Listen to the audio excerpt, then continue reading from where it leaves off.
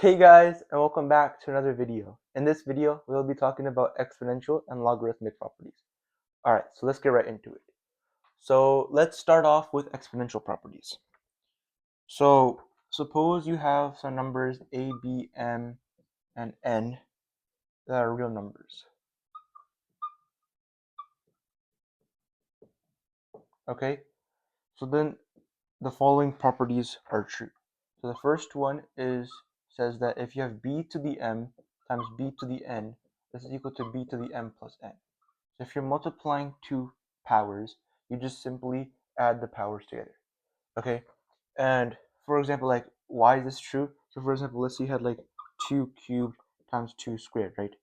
This is just equal to 2 cubed is just equal to like 2 times 2 times 2, right? And then 2 squared is just equal to 2 times 2.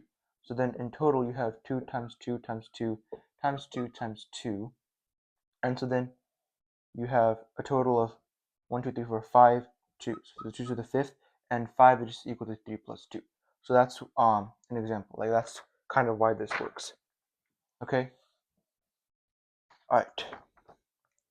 And then similarly, if you have b to the m over b to the n, you just subtract the exponents, right? So again, with that same example, if you have 2 cubed but now divided by 2 squared, this is equal to 2 times 2 times 2 over 2 times 2. So then they all cancel, leaving only 1 2 left, which is the same thing as 2 to the power of 3 minus 2, which is 2. Okay, alright, good. Next property says that if you have a negative exponent, that just means you're putting the whole thing in the denominator. So this is just equal to 1 over b to the positive n. So if you have b to the negative n, that's equal to 1 over b to the positive n. Okay? Fourth one says that suppose you have b to the m and the whole thing is raised to the n power, then you can just multiply the exponents together. So this is just equal to b to the m times n. Okay? And then we have also that if you have b to the 1 over m, then this is just equal to the mth root of b. Okay. And then finally, if you have b to the 0 power, this is equal to 1. So anything raised to the power of 0 is 1. All right. So these are like the 6 main properties, most common properties of exponents that you should know. All right. Okay, good. So now let's do some practice problems where we have to simplify expressions using these exponential properties. So I'll do the first one together, and then after that I'll give you some more, and you can pause the video and try them on your own. So the first one is x to the 6th, y to the negative 2, z to the power of 4 all over x to the negative 2, y squared, z to the power of 4 to the 1/2. Okay? So first, let's just try simplifying the inside. Okay? So we have x to the 6th divided by x to the negative 2. So you can only simplify things that have the same base. So you can only simplify x to the 6th over x to the negative 2. So I'm going to split these into the ones that have the same base. So we have x to the 6th over x to the power of negative 2 times, we have y to the power of negative 2 over y squared, and then times z to the power of 4 over z to the power of 4. All of this is raised to the 1/2. Okay, so then for each of these, we can recall the property where if we had b to the m over b to the n, this is equal to b to the m minus n, right? So we have x is our b in this case, and then 6 is our m, and negative 2 is our n. So this just simplifies to x to the 6 minus negative 2. Here we have y to the negative 2 minus 2. And then here we have z to the 4 minus 4. Okay, and then all of this is raised to the 1/2 power. So here, x to the 6 minus negative 2, that just becomes x to the power of 8. Here we have y to the power of negative 2 minus 2, that's y to the power of negative 4. So that goes in the denominator, right? Because it's negative. And then z to the power of 4 minus 4 is just z to the power of 0. And remember, anything to the 0th power is 1. So this just simplifies to 1. So then we're just left with this raised to the 1/2 power. And then you could just take the so 1/2 power to the square root, right? So this is the same thing as just the square root of x to the 8th over y to the 4th. And then, or another way you could do this is you could just like do the property where you have b to the m all raised to the n is equal to b to the mn, right? Both of these properties would work. But if you just do the square root property, we take the square root of x to the 8th is equal to x to the 4th, right? And then the square root of y to the 4th is equal to y squared. So in total, it simplifies to this. Okay? All right, good. So now try this next one on your own.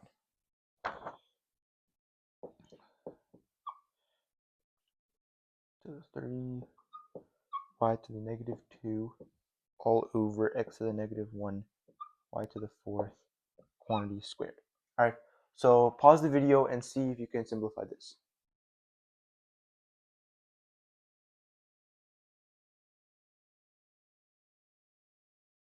Okay, so assuming that you've had a go at it, let's do this one together now. So first thing we can do, so there's a lot of ways you can go about this problem, right? You could either distribute the 2 first, or you could like simplify inside. I'm going to simplify the insides first though. So we can split this up as x cubed over x to the negative 1, and then we have y to the negative 2 over y to the 4th, and then the whole thing is squared. Okay, so here you just do 3 minus negative 1, and then that's equal to 4. So here you just have x to the 4th, and then here you have y to the negative 2 minus 4, so that's y to the negative 6, and then that just means y to the 6 is in the bottom. And this whole thing is squared, and then here you multiply the exponents, right? So you have x to the 4th squared, so that's just x to the 4 times 2, which is 8. And then on the bottom you have y to the 6 times 2, which is 12. So the whole thing simplifies to this. All right, so hopefully you got that correct. All right, let's do another one. So part C. Suppose we have 125 to the 2/3 times 3 times the cube root of negative 8 squared. All right, so now we're actually dealing with actual numbers. You should just get like a numerical value. So again, pause the video and see if you can figure this out.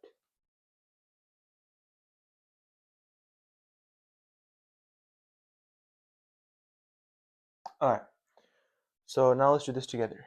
So again, 125 to the 2/3, so we can split this up as 125 to the 1/3 times 2, right? Because remember, this is just equal to 125 to the 1/3 times 2, which is 2/3.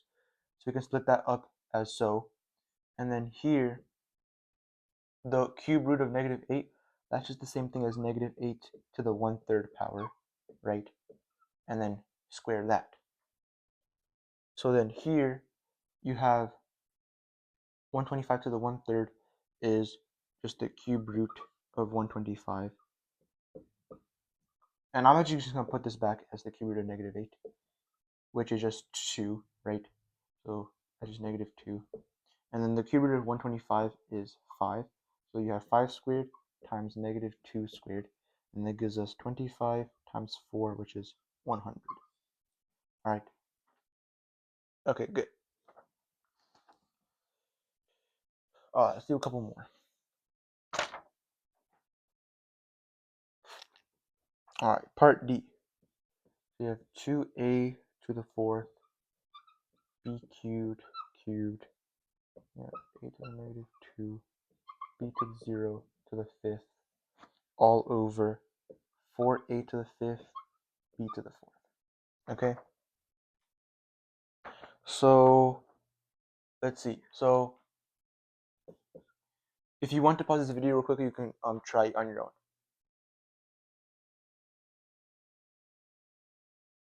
Okay. So, the first thing I notice is we have b to the 0, so that just simplifies to 1. Okay? And then let's distribute the powers inside and see what we get. So we have 2 cubed, which is 8.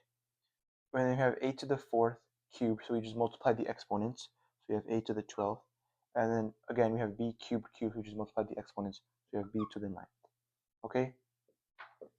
And then over here, we have a to the negative 2 to the 5th. So again, we just multiply, so we have a to the negative 10. All over 4, a to the 5th, b to the 4th. Okay? And then notice how 8 and 4, that just simplifies to 2. And then a to the 12th over a to the 5th, you just subtract, so you have 12 minus 7, so you just have a to the 7th. So we have 2, and then a to the 7th. Okay? And we have b to the 9th over b to the 4th. So 9 minus 4 is 5. And then we have a to the 10th in the bottom. So finally, we get 2b to the 5th over a cubed, right? Because you do 7 minus 10, which is negative 3, and then that means 1 over a cubed. So this shit is the final answer. Okay? Nice. All right, let's do one more, and then we'll move on to logarithmic properties. So we have 9 to the 2x plus y over 27 to the x minus y. All right. So again, pause the video and see if you can figure this one out.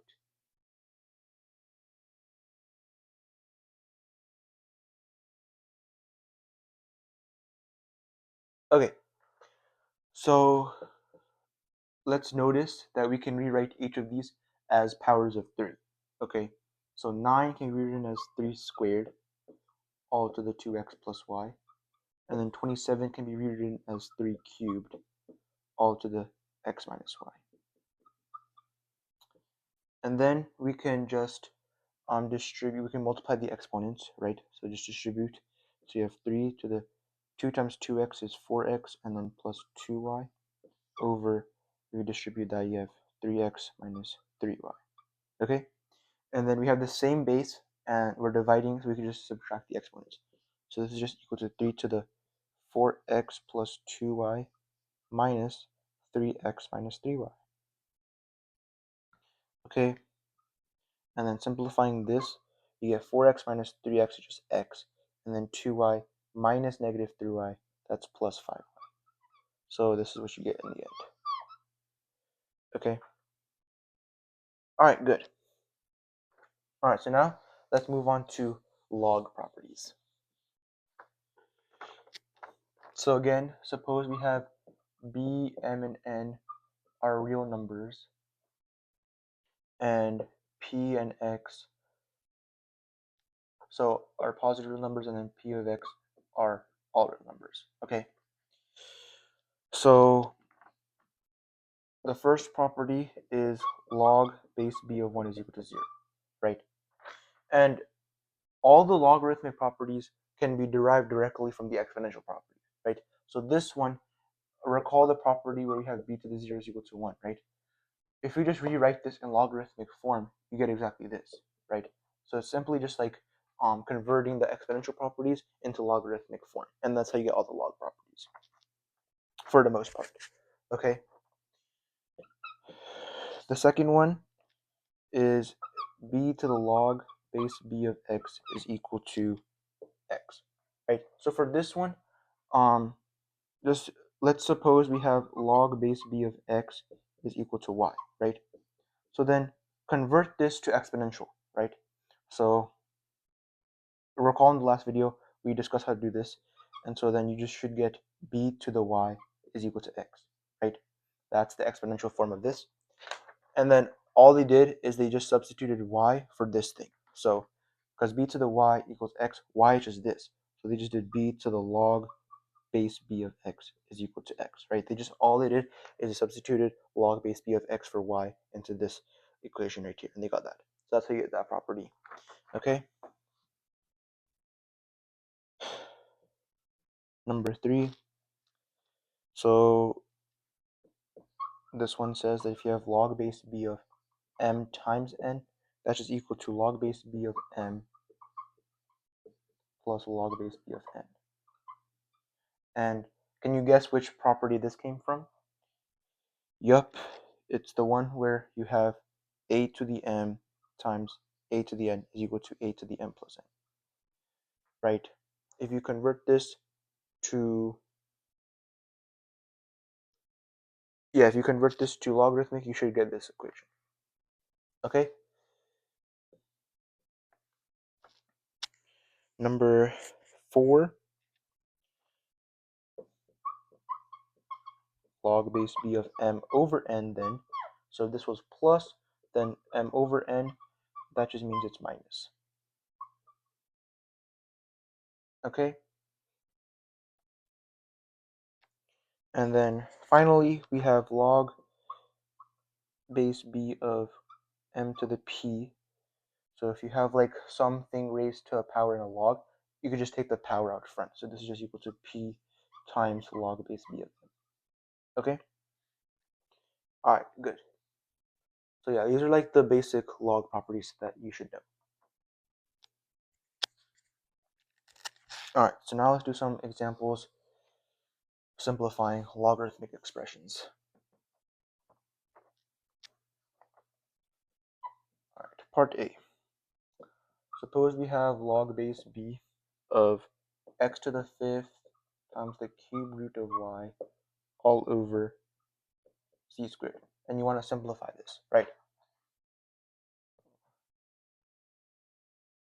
So the first thing you could do, I guess, is just like split it up into 3 different logs. So what I mean by that is like you have log base b of this thing, x to the 5th times the cube root of y, minus log base b of z squared, right?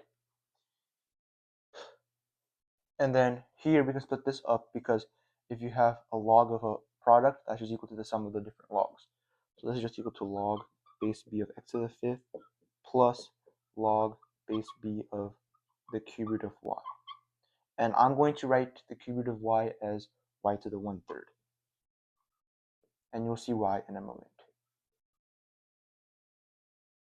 Okay?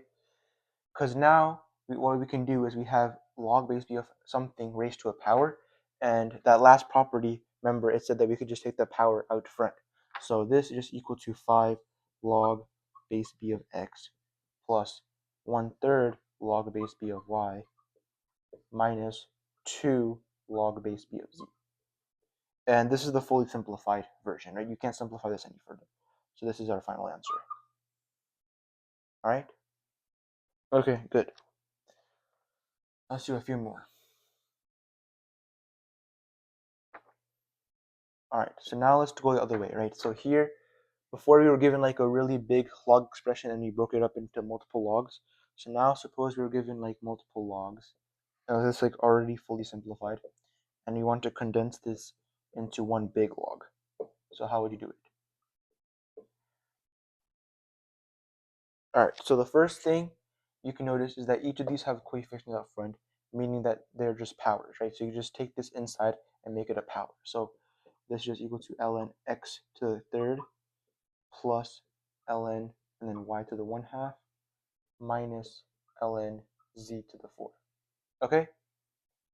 And then we have a sum of logs, meaning this is just one log of the products. So we could just rewrite this whole thing as the log ln of x cubed times y to the 1/2 minus ln of z to the 4th. And then now we have a difference of logs, meaning that's just the log of the quotient. So we have ln of x cubed y to the 1/2, and I'm going to rewrite y to the 1/2 as square root of x, or square root of y, all over z to the 4th, right? And this is the condensed log. All right, good. So now try these next couple on your own. So let's say we had log base 2 of 16 x to the 7th, right? All right, try like simplifying this as much as possible.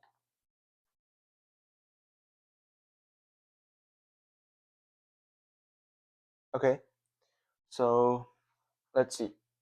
So first we have 16 times x to the 7th, right? So we have a log of a product, so we can break this up into the sum of logs.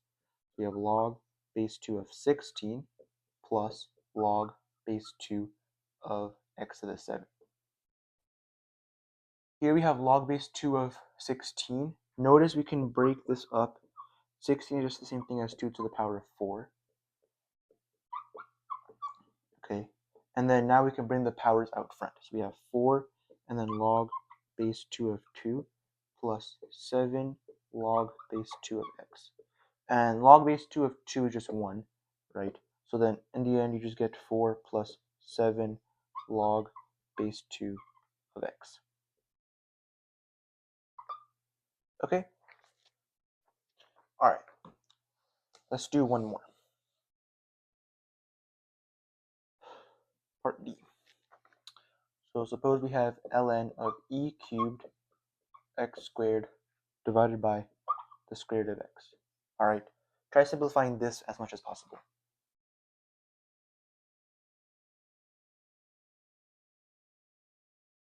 All right. So let's see. So again, we can split this up as ln of e cubed x squared and then minus ln of square root of x, which I will rewrite as x to the 1/2. Okay, and then we have a log of a product, meaning we can split it up into sum of logs. So we have ln of e cubed plus ln of x squared minus ln x to the 1/2. Ln of e cubed, that's just because you can bring this 3 out front, so that's just 3, right? And then here bring the powers out front, so you have 2 ln x and then minus 1/2 ln x. So then you can combine these, and in the end you get 3 plus 3 over 2 ln x. All right? So that's the final answer. All right. But yeah, those are like the essential properties of logs and exponents that you should know. And that's pretty much it. So if you enjoyed this video, please make sure to subscribe and leave a like. And I'll see you guys in the next video.